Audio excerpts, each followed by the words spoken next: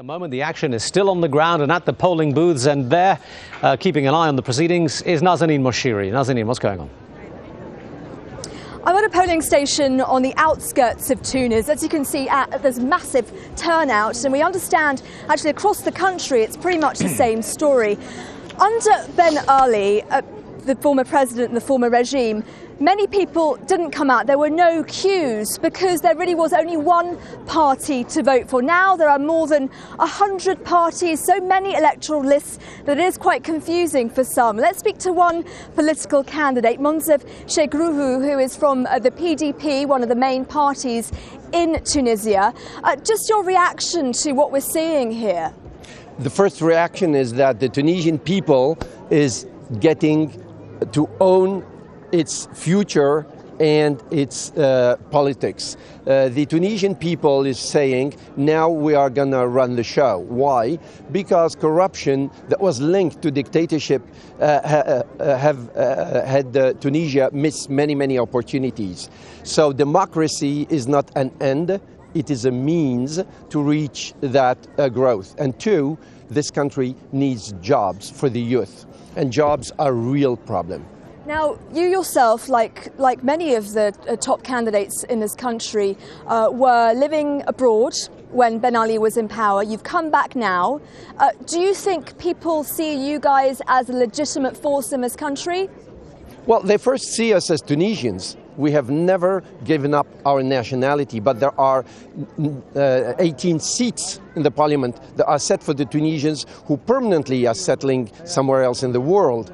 They see us all as Tunisians. Now, if they feel that any Tunisians can play a role in solving the problems of the country, then they legitimately summon him in a way, quote unquote, to come back and play a role here. Yeah. And this is why the PDP is pushing the point on job creation. As an economist, I would be very happy to contribute to the PDP's program and Tunisia's program. But your main rival is Ennahda, the Islamic Party. It is expected to make big gains. We've seen it in the opinion polls.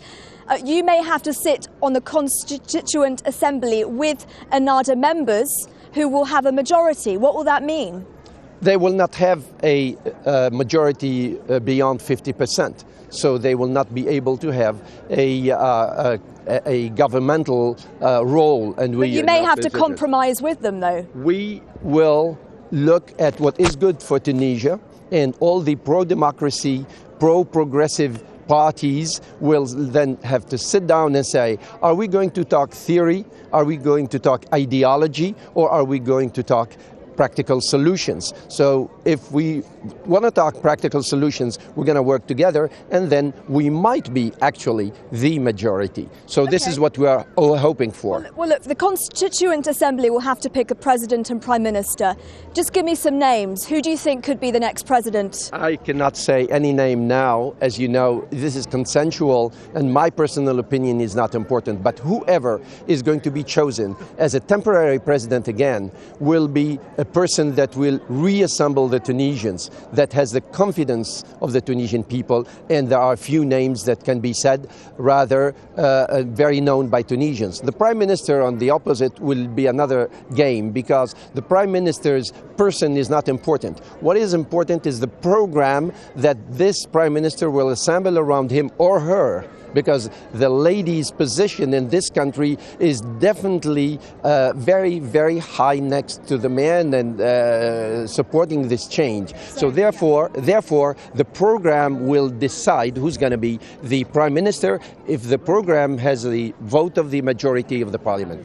Monsif Chik Rouhou, thank you so much for joining us on Al Jazeera. As Monsif mentioned there, women really will play a key role in this election, because this is also about Tunisia's identity.